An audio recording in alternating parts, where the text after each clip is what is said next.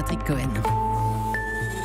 À la une ce matin, les syndicats de la SNCF qui projettent 3 mois de grève perlée, 2 jours sur 5 jusqu'à la fin juin. Mouvement dur et méthode inédite.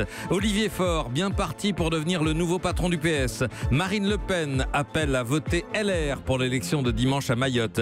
Espion empoisonné, la guerre froide jusque dans les allées du Salon du Livre à Paris, où Emmanuel Macron a boycotté le pavillon russe. Dans ce journal, l'escalade entre Trump et la Chine, avec de nouvelles taxes américaines, nous dira Nicolas Barré. Et la crise au Paris Saint-Germain, ce sera l'enquête de 8h avec Julien Pierce. 8h15, le patron des armées françaises prend la parole pour la première fois depuis sa nomination l'été dernier. Le général François Lecointre, les militaires ont-ils retrouvé confiance? À quoi vont servir les milliards de la loi de programmation militaire? À quel prix la France peut-elle garder son rang et ses capacités de défense? Le chef d'état-major des armées avec nous dans un quart d'heure. 2 premiers jours de grève à la SNCF au lendemain du week-end de Pâques, les mardis 3 et mercredi 4 avril, puis 3 jours de travail avant 2 jours d'arrêt, les dimanches 8 et lundi 9, et ainsi de suite jusqu'à la fin juin. Vous trouverez le calendrier complet sur europe1.fr, soit 36 jours de grève étalés sur 3 mois en vue de faire plier le gouvernement, comme le dit Didier Aubert de la CFDT Cheminot. C'est une formule innovante qui vise à prendre en compte à la fois les besoins de mobilisation, les besoins de négociation, mais aussi les besoins des usagers et des clients. Parce que c'est l'avenir du ferroviaire qui se joue. Et l'avenir du ferroviaire, il ne jouera pas qu'avec la mobilisation des cheminots, il jouera aussi avec l'opinion publique, nos usagers, nos clients. Nos clients, des clients qui vont devoir apprendre à vivre avec des jours avec et des jours sans. Vous en avez interrogé quelques-uns ce matin. Gare Saint-Lazare à Paris, Jeanne Bergaoui. Eh bien écoutez, ici la réalité est assez éloignée des sondages d'opinion avancés par les syndicats de cheminots qui affirment que les usagers sont plutôt favorables à cette grève. Tous ceux que j'ai croisés se disent plutôt inquiets et en colère après avoir découvert les modalités de la mobilisation. Comme Jean-Pierre, il prend tous les jours le train dans le Val d'Oise pour rejoindre son cabinet d'avocat à Paris. C'est toujours les mêmes qui sont pris en otage, pas le gouvernement. Ça sera compliqué pour tout le monde parce qu'ils annoncent 2 jours de grève sur 3 sur la semaine, donc évidemment ça va être compliqué pour tout le monde. Parce que sinon si on compte sur le train, je ne sais pas comment ils vont nous faire aimer la SNCF. Autre motif d'inquiétude, le calendrier complexe de la grève, notamment pour les vacances de printemps ou les ponts de mai. Michel habite en Dordogne, elle était censée accueillir ses petits-enfants prochainement. Je ne vois pas maintenant comment on peut faire des projets. On ne peut pas faire des projets en ne sachant pas à quel moment ils seront en grève, à quel moment ils ne le seront pas. Enfin, ça me semble extrêmement dur. Une grève dure prévue donc pour 3 mois. Ici, les usagers espèrent que la mobilisation soit écourtée pour éviter une pagaille générale à travers toute la France. Jeanne Bergaoui depuis la gare Saint-Lazare à Paris pour Europe 1. Le gouvernement avec la ministre Elisabeth Borne parle d'une posture incompréhensible et rappelle que les réunions de concertation continuent. La politique au PS, Olivier Faure est bien le plus fort. Le patron du groupe socialiste à l'Assemblée obtient plus de 48% des voix des militants selon les résultats provisoires. Stéphane Le Foll arrive deuxième, mais loin derrière. Il pourrait, dit-on, se désister pour éviter un second tour. La participation dépasserait les 35 000 votants sur un peu plus de 100 000 adhérents à jour de cotisation. À droite, réaction embarrassée après le geste d'ouverture de Marine Le Pen qui appelle à voter LR pour la législative partielle de dimanche à Mayotte. Geste inédit, la présidente du FN renvoyée jusqu'ici droite et gauche dos à dos. Qu'en dit la direction des Républicains, le député Damien Abad avec Aurélie Herbemont. C'est la preuve que le Front National est aux abois. C'est la preuve que Marine Le Pen cherche tout moyen pour retrouver de la crédibilité et du leadership au Front National qu'elle a perdu aujourd'hui. C'est un cadeau empoisonné quand même pour les Républicains d'être soutenus par Marine Le Pen. C'est surtout un non-sujet pour nous. C'est surtout la preuve, encore une fois, que le Front National ne sait plus où il habite, que le Front National est devenu une impasse politique totale, que le Front National est en train de tomber en désuétude. Le député LR Damien Abad, tandis qu'à Mayotte, la tension est toujours vive. Policiers agressés il y a 2 jours, insécurité chronique. Face à cela, des citoyens ont décidé de se défendre eux-mêmes face aux bandes de jeunes délinquants très mobiles. Des sortes de milices suivies par l'envoyé spécial d'Europe 1 à Mamoudzou, Justin Morin. La nuit est tombée depuis plusieurs heures déjà. Dans ce quartier où les cabanes en tôle jouxtent des maisons en béton, peu d'éclairage public.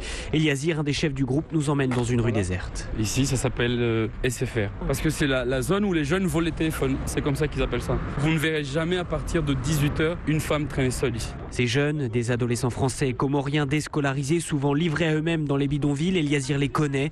Il est travailleur social. Dans sa voiture, une batte de baseball dont il a presque honte. Est-ce que vous trouvez que c'est une posture normale pour un travailleur social aujourd'hui? On n'arrive plus. Alors la nuit, il sillonne les rues, la fenêtre baissée, a croisé les dizaines d'autres membres du groupe qui quadrillent le quartier, tous reliés par les réseaux sociaux. On vient de m'envoyer un message pour me dire qu'il y a des jeunes qui ont agressé une jeune femme de mon quartier, ils ont saccagé sa voiture. Donc on va aller aider les policiers. Mais sur place, l'intervention est déjà terminée, les délinquants fuient.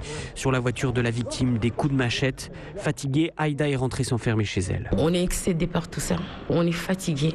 Et chez moi, là, je me suis déjà fait cambrioler au moins 3 fois. Fenêtre cassée, télé, ordinateur parti. Et ce qui nous énerve surtout, c'est que c'est des jeunes qui restent impunis. La police lui a bien présenté 3 jeunes interpellés, mais elle n'a pas reconnu son agresseur.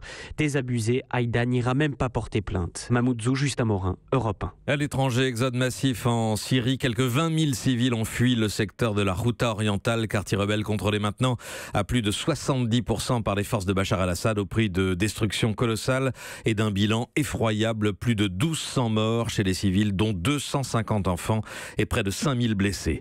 Pour l'ex-espion russe empoisonné en Angleterre, l'Occident fait front. Londres, Paris, Berlin et Washington estiment dans un communiqué commun que la responsabilité russe est la seule explication plausible. Climat de guerre froide jusque dans les allées du Salon du Livre à Paris, où Emmanuel Macron hier soir a boycotté le stand de Moscou. Reportage Théo Manval. Pendant les 3 heures de sa visite, Emmanuel Macron évite ostensiblement le stand russe, pourtant le plus grand du salon. Pays invité d'honneur ou pas, le chef de l'État assume le boycott. Nous avons condamné extrêmement fermement les attaques que la Russie a conduites sur le sol britannique. Et donc en solidarité avec nos amis britanniques, il était hors de question que je me rende sur le stand officiel de la Russie. Volonté de sanction affichée, qui ne déplaît pas vraiment aux opposants au Kremlin, mais que dénoncent aussitôt les écrivains plutôt pro-Poutine, comme le controversé Zakhar Prilepine. C'est une idiotie totale, une tentative de déstabilisation de la part d'Emmanuel Macron juste avant les élections en Russie. Il ferait mieux de tenir ses promesses de lutter contre le mensonge et la désinformation qui sont répandues par les médias français. Embarrassé, le chef de la délégation officielle russe, Vladimir Grigoriev, dit lui regretter que la culture se retrouve au milieu d'un jeu de pression politique. C'est la décision du président, pas la mienne. Pour moi, la littérature promeut la compréhension, elle rapproche les peuples. Ça ne peut pas être stoppé par les politiques. Mais juste avant de quitter le salon, Emmanuel Macron prévient, il discutera d'éventuelles sanctions contre la Russie avec la chancelière allemande cet après-midi à l'Elysée. Théo Manval au Salon du Livre de Paris qui ouvre au public ce matin à 10h. On y reviendra tout à l'heure entre 9h et 9h30 sur Europe 1. Tension encore entre l'Amérique de Trump et la Chine. Nicolas Barré, on parle là de guerre commerciale. La Maison-Blanche durcit son arsenal anti-chinois. Oui, les taxes sur l'acier ne suffisaient pas. Donald Trump va imposer des droits de douane sur des dizaines de milliards de dollars d'importation de produits made in China. Et ce n'est pas tout. Les États-Unis vont frapper les citoyens chinois en limitant les visas aux étudiants, aux chercheurs, aux cadres d'entreprises chinoises qui se rendent aux États-Unis. Trump reproche à la Chine de forcer les entreprises américaines qui s'y installent à transférer leur technologie. C'est pour ça qu'il frappe si fort. Et qu'il prend le risque de représailles encore plus fortes, non ? Et oui, car la Chine détient l'arme nucléaire économique. Elle possède 20% de la dette américaine détenue hors des États-Unis. C'est le premier créancier de Washington avec le Japon. Xi Jinping est le banquier de Trump. Alors ce dernier peut-il vraiment se fâcher durablement avec lui ? Non. Ou alors il le paiera très cher sous forme de hausse des taux d'intérêt, alors même qu'il a besoin d'emprunter des centaines de milliards de dollars pour financer ses grands travaux et ses baisses d'impôts. En franchissant un nouveau cran dans la guerre commerciale avec la Chine, Trump fait prendre un risque gigantesque à la première économie mondiale. Nicolas Barré, directeur de la rédaction des Échos, merci. Europe 1. Il est 8h09, Patrick Cohen. Un point marqué pour Facebook. La justice française a donné tort à l'internaute qui poursuivait le géant américain pour avoir fermé son compte après la publication d'une photo de l'origine du monde, le tableau de Courbet qui représente un sexe féminin. L'avocat du plaignant, maître Stéphane Cotineau. C'est une décision assez décevante parce que le tribunal de grande instance de Paris a considéré que Facebook avait commis une faute en désactivant le compte de M. Durand-Baissas, mais que pour autant celui-ci n'avait pas de préjudice dans la mesure où il avait ouvert un autre compte. Nous allons donc continuer à nous battre pour que Facebook, aussi puissante soit-elle, respecte la loi française, pour que Facebook, aussi puissante soit-elle, fasse la différence véritablement entre une œuvre d'art et de la pornographie. Propos recueillis par Hélène Terzian. Le football, pour la première fois dans l'histoire de la Ligue 1, un match va avoir lieu à 13h.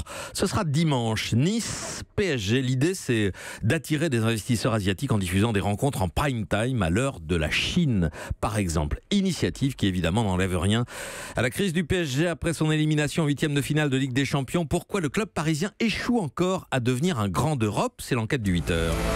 Bonjour Julien Pierce. Bonjour Patrick. Si le PSG bloque en Champions League, ce n'est pas à cause d'un problème de joueurs, dites-vous, mais plutôt d'une mauvaise organisation du club. Oui, plus que des joueurs ou de l'entraîneur, le vrai problème du PSG vient de tout en haut. Son propriétaire depuis 2011, l'émir du Qatar, le Cheikh Al Thani, qui met une pression énorme sur son club. Exemple, 1er décembre 2012. Ce jour-là, le PSG de Carlo Ancelotti perd contre Nice. Des proches de l'entraîneur italien nous racontent cette scène. À peine le match terminé, Ancelotti reçoit un coup de téléphone. Au bout du fil, l'émir du Qatar, furieux après la défaite et qui menace le coach d'arrêter de le payer. Autre exemple plus récent, il y a 2 ans, le joueur Serge Aurier insulte dans une vidéo son entraîneur Laurent Blanc qui en conséquence décide de ne plus le sélectionner. Mais c'était sans compter là encore un appel de l'émir qui l'oblige à revenir sur sa décision. Une ingérence récurrente qui, d'après les professionnels du milieu que nous avons contactés, décrédibilise les dirigeants, les entraîneurs et donne l'image d'un club faible qui vit au rythme des crises de colère de son propriétaire. Et pourquoi est-ce que l'émir du Qatar met une telle pression ? Parce qu'il se livre en réalité à une guerre diplomatique. Le Qatar, via le PSG, ne veut qu'une chose, gagner la Ligue des Champions avant son grand rival, les Émirats Arabes Unis, propriétaires du club de Manchester City. Les 2 États du Golfe sont en froid et se livrent à une guerre d'influence, une course au prestige à travers leurs clubs respectifs. Et puis l'émir du Qatar veut aussi rentabiliser le milliard d'euros qu'il a déjà investi dans le PSG. Les comptes du PSG qui pourraient aussi pâtir de l'échec en Ligue des Champions. Oui, parce que le club doit rapidement trouver de l'argent pour se conformer au fair play financier et ne pas être sanctionné par l'UEFA. Or, le PSG est actuellement, en ce moment, en pleine renégociation avec ses principaux sponsors. Le club parisien veut de plus gros contrats et pas sûr qu'il les obtienne, analyse l'économiste du sport Pierre Rondeau. La tendance voudrait nous dire que parce que depuis 6 ans, ils ont été incapables de dépasser ce plafond de verre que sont les quarts de finale de Ligue des Champions, les sponsors leur diraient tout simplement « Oui, je veux rester avec vous, mais non, vous n'êtes pas encore un grand club, vous n'êtes pas assez bon. » Donc on baisse la voilure. Pourquoi je devrais payer autant que pour les grands ténors du football européen ? Et puis dernier problème que rencontre le Paris Saint-Germain, la fuite de ses jeunes talents. Depuis l'arrivée du Qatar, le club a toutes les peines du monde à convaincre ses pépites de rester. On pense à Kingsley Coman qui joue au Bayern de Munich. Signe là encore que Paris n'est pas encore aussi attractif que ses grands rivaux européens. Enquête du 8h signé Julien Pierce. Merci beaucoup Julien. Europe 1.